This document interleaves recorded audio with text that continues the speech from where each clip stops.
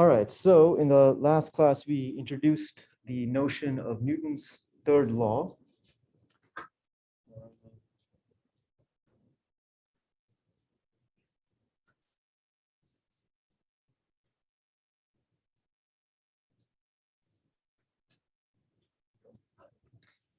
We introduced Newton's third law that basically says that if one object exerts a force on the other object, then the other object will exert an equal and opposite force on the first object. So the forces always come in what are called action-reaction pairs. This is equivalent to saying that a single isolated force cannot exist. If something is exerting a force on something else, that something else will exert an equal and opposite force back. And so this was true for gravity as well.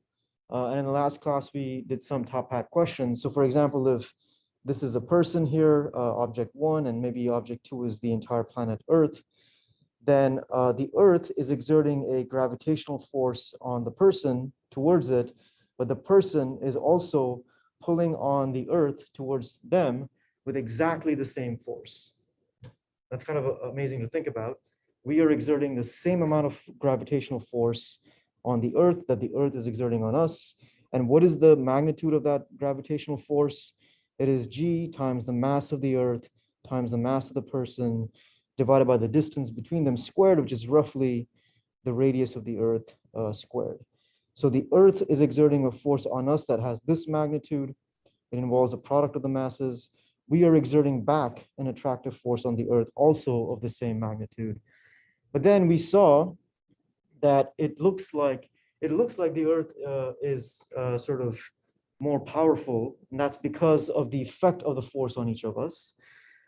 Because remember Newton's second law says that the net force on something is its mass times acceleration, and so therefore the acceleration of an object is the net force it experiences over its mass. So what that means is the Earth and us, we're exerting the same force on each other, but we have very different masses, so we experience very different accelerations. So because the mass of the Earth is huge, the acceleration it experiences is really, really tiny.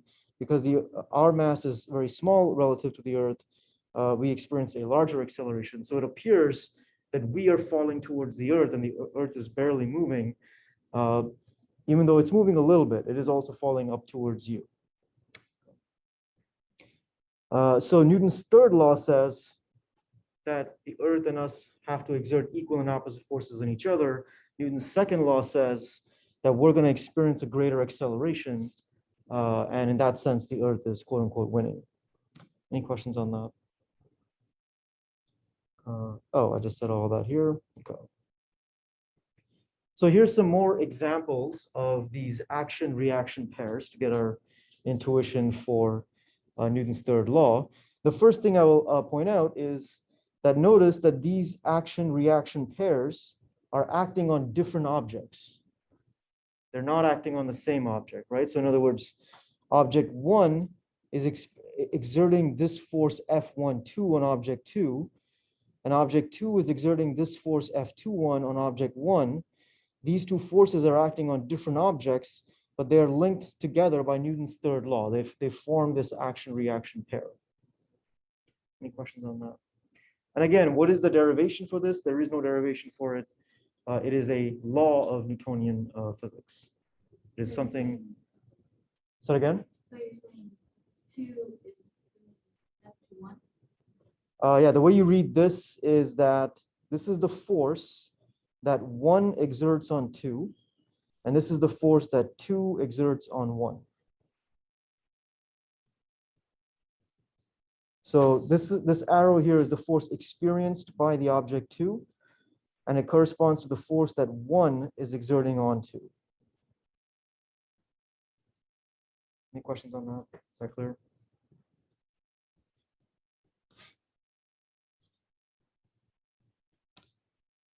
Okay. So here's some more examples of action-reaction pairs. So let's look at this monitor and the Earth. So you can see that they will form an action-reaction pair where the Earth is exerting this gravitational force on the monitor, but the monitor will be exerting a equal and opposite gravitational force upwards on the Earth, such that this Fg and Fg prime are basically equal and opposite. So notice there's all kinds of other stuff happening here. There's a table in between, etc. But we are just focusing on these two objects, the monitor and the Earth. They are exerting an equal and opposite force on each other. Does that make sense? Now, there are other forces acting on the monitor. So in addition to the Earth pulling down on the monitor with this gravitational force, the reason the monitor is not falling down is because there is a reaction, sorry, not a reaction force, but there is a normal force, a contact force from the table that is holding up the monitor because the Earth wants to pull it down. It just happens that there is a reaction, a contact force from the surface of the table that's denoted by this vector n here. It's called a normal force. So this right here is a, let me go to this thing here. This is called a normal force. And why is it called a normal force? Normal means you're at 90 degrees to something. And this normal force is always at 90 degrees to the surface that is exerting that force. So it's like a contact force perpendicular to the surface of the table. So the table is exerting this normal force on the monitor. I should have made this a top hat question, but let me ask it in any case.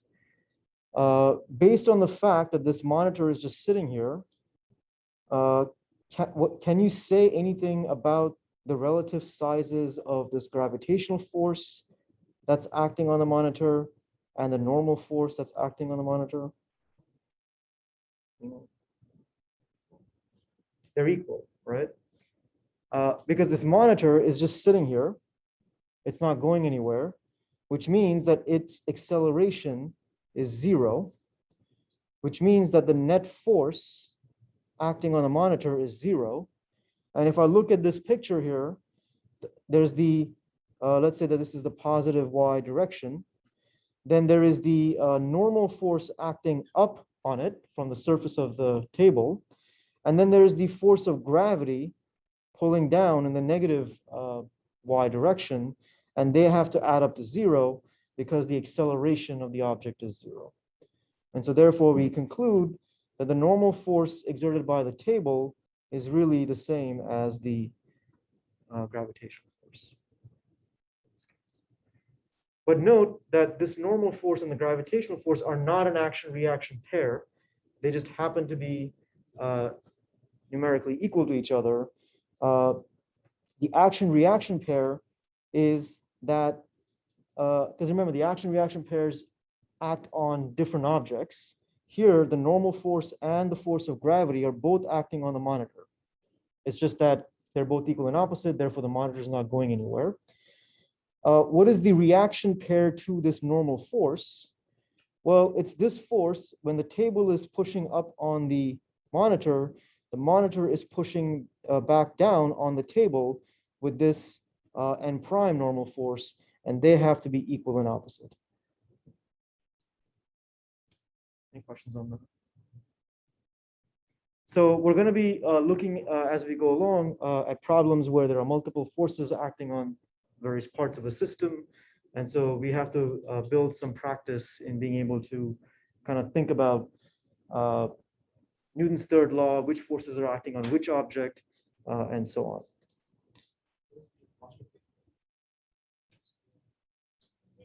It's just giving it a different name. So they're like, let's call the force that the table is exerting on the monitor, let's call that N.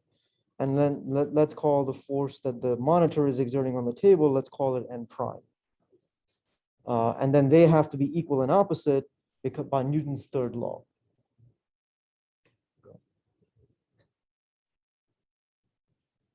Okay, so as you saw in that example, it got a little bit complicated already, right? There's a monitor, there's a table, there's the planet Earth. They're all exerting various forces on each other. And how do you keep track of all of this? A very useful tool in all of this is something known as the free body diagram. And that is the idea that you first decide which object in the system you're going to focus on. So in some sense, you take that object and you free the body from its surroundings. You isolate that object and you say, I'm going to focus on this object, and then just draw all the forces acting on that object. Okay. So for example, going back here, if I were to draw a free body diagram, let's draw a free body diagram here for the monitor. Then what I will do, let me do that down here. I will denote this monitor here. Let me denote it by this little box. There's the monitor. You can even draw it as a dot if you want. And I have freed it from its surroundings. I'm only going to now focus on this. And then I recognize that there is the force of gravity acting on it downward. The Earth is pulling down on it.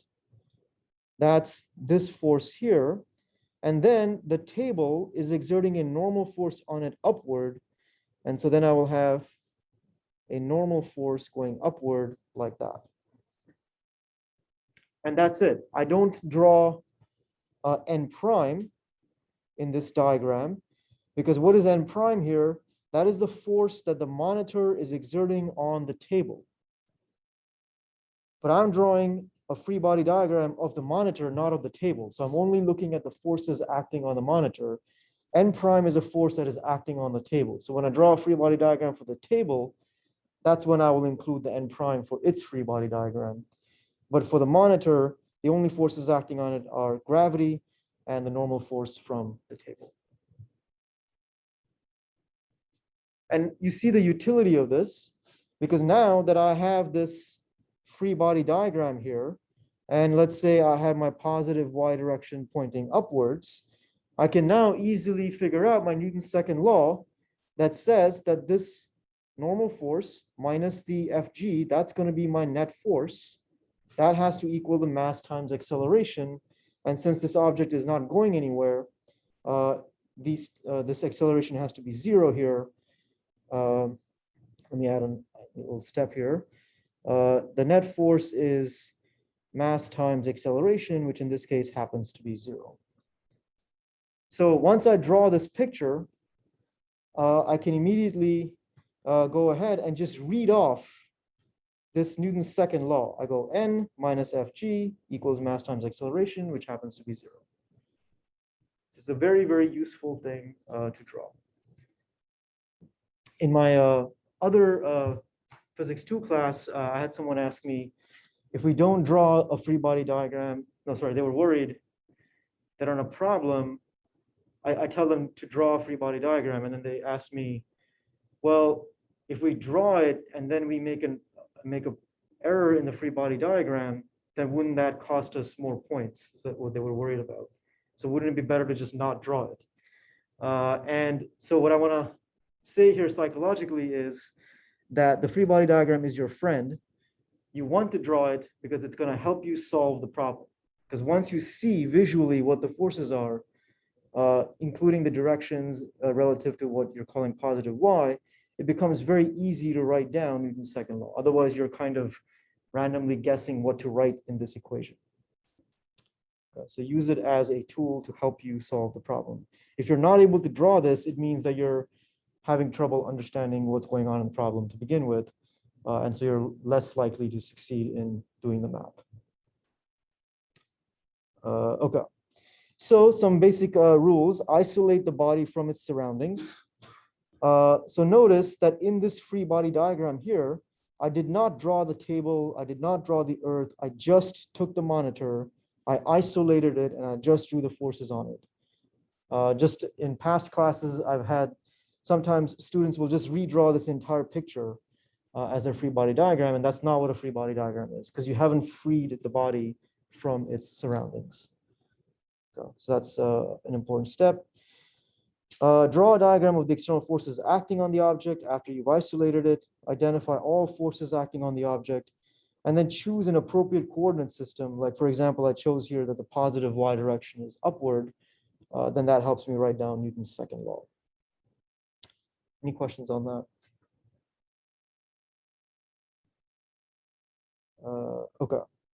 So here is another example of a free body diagram. So let's say that there is a box or a crate over here, and this person is pulling on this box. And I guess in this particular problem, since we haven't talked about friction yet, we're going to ignore any friction between the surface and the box. So it's a perfectly smooth surface, so there's no resistance as you pull it. Then the question is, draw a free body diagram for this box. Now notice there's a lot of things going on in this environment, right? There's a box, there's the floor, there's a rope, there's a person, there's the planet Earth below the floor, and so on. There's all kinds of stuff happening. But what we're going to do is we're going to isolate this crate, and I'm going to denote it here by this dot. And I'm just going to focus on what are the forces acting on this crate that are directly acting on it. Well, we know that the Earth is pulling down on the crate, so that's the force of gravity. Then there is the normal force of the floor that is pushing up on the crate. That's the normal force there. And then there is some force being exerted on the crate through this rope. Whatever that is, I'm going to call that the tension force. T is for tension in the rope that is pulling it to the right. So notice I haven't drawn anything about what this person is doing, because the force that this person is exerting or whatever is all acting on the crate through the rope. That is all that the crate knows about. So therefore, I just draw this force of tension, and then that's it. Any questions on that? Now, I will say that in your textbook, I'm not a fan of the way they draw the free body diagrams, because they put these arrows over here on these forces, and I don't like to put the arrows on them. In the way, if I were to draw these free body diagrams, those arrows would kind of just represent the size of the forces, and then which way they're pointing will tell me whether they're positive or negative. And that's kind of how I do it. So if I were to redraw this picture, I would draw it as something like this. And then you have N upwards, you have the force of tension to the right, you have the force of gravity downwards. These are all just the magnitudes of the arrows. And then this is my positive Y, and this is my positive X.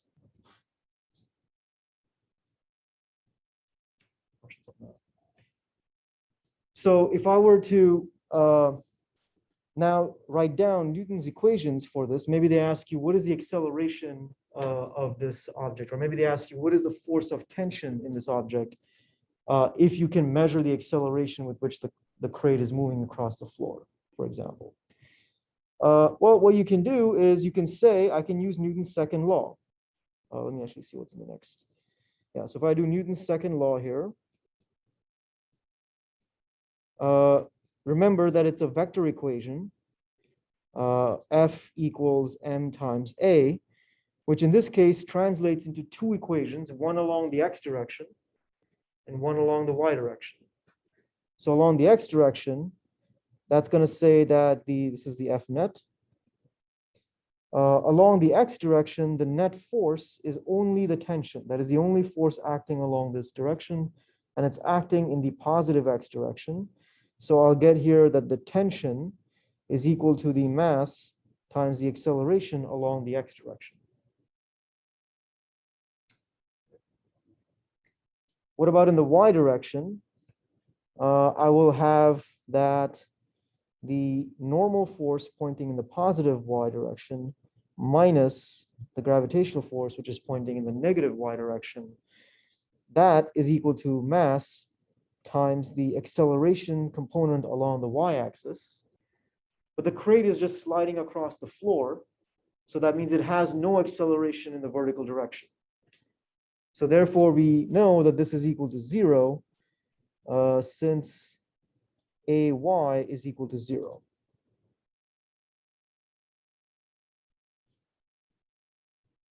Any questions on that?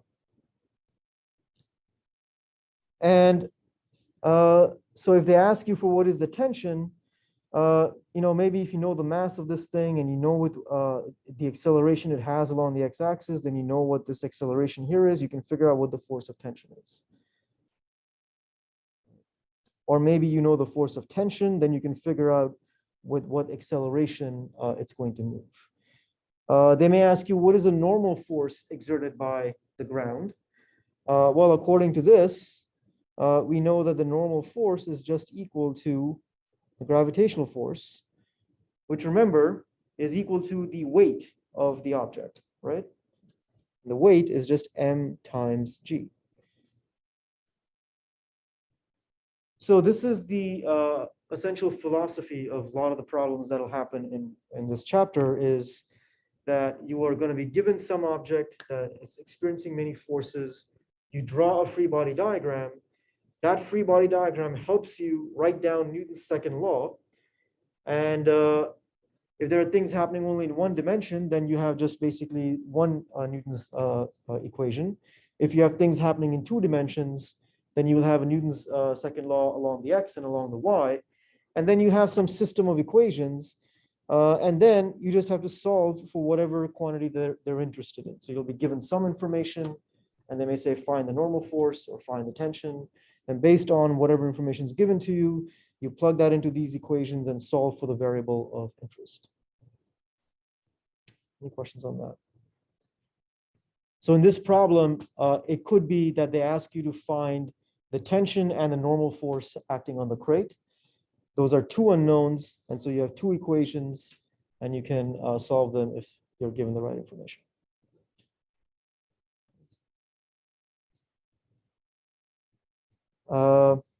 Yeah, and this is again the thing I want to stress, is that only the forces that are acting directly on the object should be included in the free body diagram. So in this picture here, I did not add another force here of like the person that's pulling here, because this person is not directly exerting a force on the object.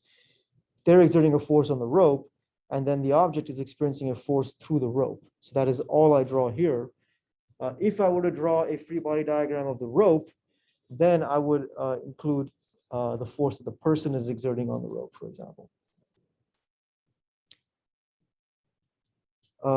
And these are kind of fun problems once you get the hang of it. Fun in quotes, I guess. All right, so let's do an example.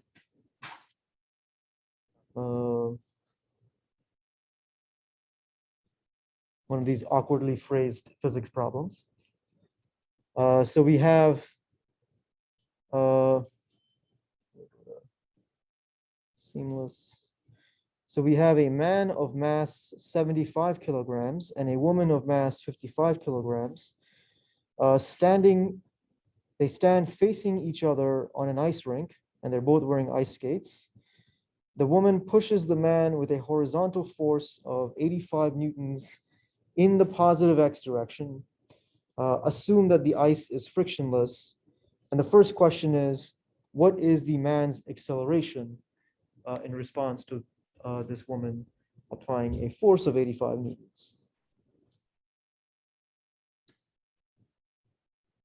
I feel like we need better writers in physics to make the problems less weird. Okay, so let's kind of go through this. So let's say in part A, we want to do is find man's acceleration.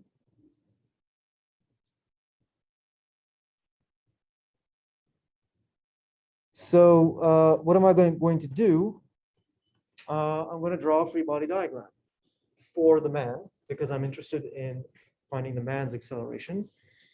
So here is the man, which I'll draw as a box with mass M.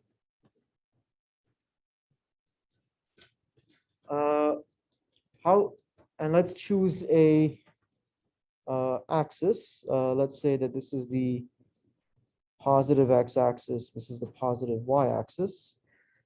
What are the forces I would draw? Maybe shout them out. People on Zoom can unmute if you want. Give me a force that I should draw. Go ahead. Gravity down. And I would write that as, that's right, it's weight, m times g. What else? Say it again. Normal force up. So I'll draw this as n up. What else? Yeah, we have to decide if the woman is pushing to the left or the right. Okay, I made a choice earlier. Let me be consistent with my notes. So I'm going to look ahead. But yeah, either way is fine. You just have to pick. So I think let's see what I did in the last. To the right. Okay, so the woman pushes the man to the right. And let's denote that by some force F. Wouldn't the force F just be gravity? How would it be specific weight? They're the same thing. So remember that the weight, so a little aside here, the weight is the same as the force of gravity on planet Earth, which is G, mass of the Earth, in this case, mass of the man, divided by the distance between them. That's roughly the radius of the Earth squared, right? And remember that this combination here, if you look up the numbers in Wikipedia and plug them in, this is just equal to G. And so therefore, you get that this is just equal to M times G. That is the weight. So in other words, the planet Earth is exerting a gravitational force Fg on this man, which is equal to his weight, or what we would call his weight in our language. Well, the G is 9.8, right? By the mass. G is the acceleration. G is 9.8 meters per second squared. The weight is the force. That's right. Right.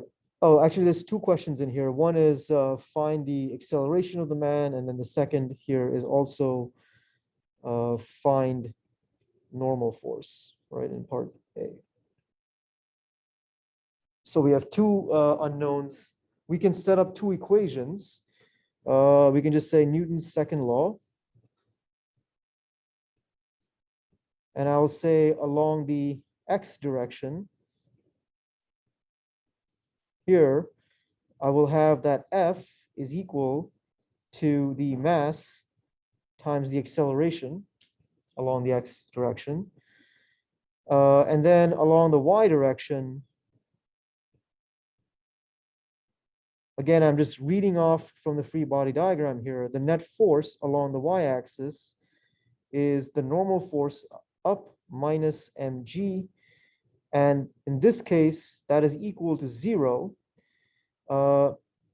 because we know here that ay is 0.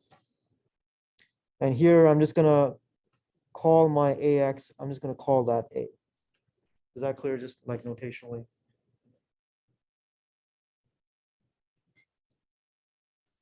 And so therefore, I now get that the acceleration, one of the things we want to find is the force that the woman exerts on the man divided by the mass. Sorry, I should make this a capital M here, like that. And I can now plug in numbers. We are told that the force F is 85 newtons. So I'm going to come here with 85 newtons divided by mass is 75 kilograms. And so therefore the acceleration is some number. And let me just also go ahead on the right side here and say that n is just equal to m times g. And so therefore n is equal to 75 kilograms times 9.80 meters per second squared. And if I look ahead and get the numbers, turns out that AX is, yeah, I guess I did call it AX. So let me just call this AX to be precise. AX here is 1.13 newtons per kilograms, and therefore AX is 1.13. This is the same as meters per second squared. Because remember, Newton is a force, which is mass times acceleration. So this Newton is like kilograms times meters per second squared. So the kilograms cancel. You end up with this. And then for the normal force, you end up with 735. This is 735 kilograms times meters per second squared. And that is nothing more than 735 newtons, right? Mass times accelerations. 1 Newton is 1 kilogram times meters per second squared. And so we have found the normal force acting on the man. Any questions on that? Let's look at part B.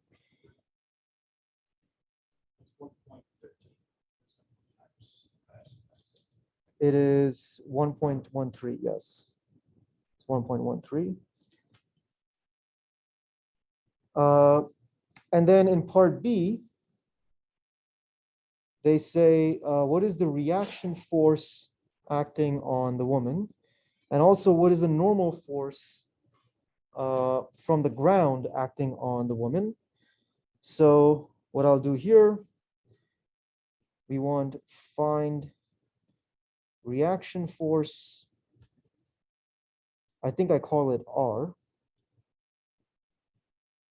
on woman. And then also find normal force. So what am I going to do is I'm going to draw a free body diagram for the woman. So here, isolate. Here is the X and Y positive directions. What are the forces acting on the woman? Again, there will be the force of gravity, the weight, little m times g down. There will again be some normal force acting on the woman here. And again, this n here is different from this n, right? But let me not introduce more notation. There is one more force acting on this woman. Does anyone see which way I should draw it? Yeah, go ahead. It should, since she's on the man, he's exerting force on her. So that means it should be pointing in the opposite direction of her force. So it should be going to the left. Exactly. That's exactly right.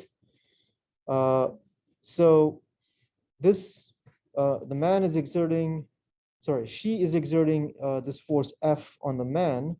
So the man will be exerting an equal and opposite force on her. And that's going to point towards the left, which I'll call here, this reaction force will be the same as F. Does that make sense?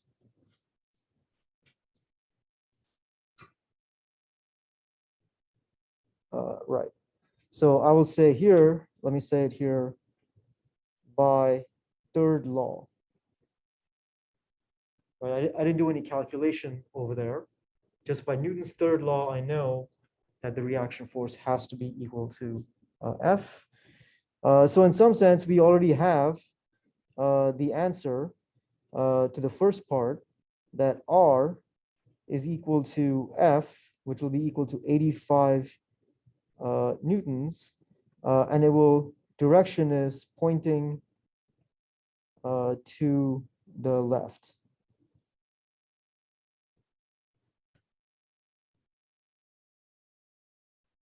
And then what about so notice that for this reaction force, I did not use Newton's second law, I used Newton's third law. Because they're just asking me what is the force that she's experiencing. They did not give me her acceleration, right? So we don't know. If we knew what acceleration she had, I could then also use Newton's second law to figure out what must have been the force pushing on her to give her that acceleration. But here we just use Newton's third law. And then we apply Newton's second law in the y direction, which is again n minus mg has to equal 0 because there is no acceleration in the vertical direction. She's only moving along the ice. And so therefore the normal force is little m times g, which is 55 kilograms times 9.80 meters per second squared. And therefore this normal force is, let me look ahead, 539 newtons.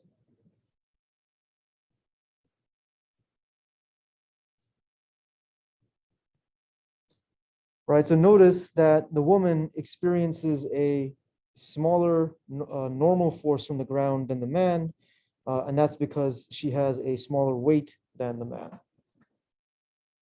So the force of gravity on them is different, and so therefore the normal force is also pushing back with different amounts so that they both have 0 acceleration in the y direction.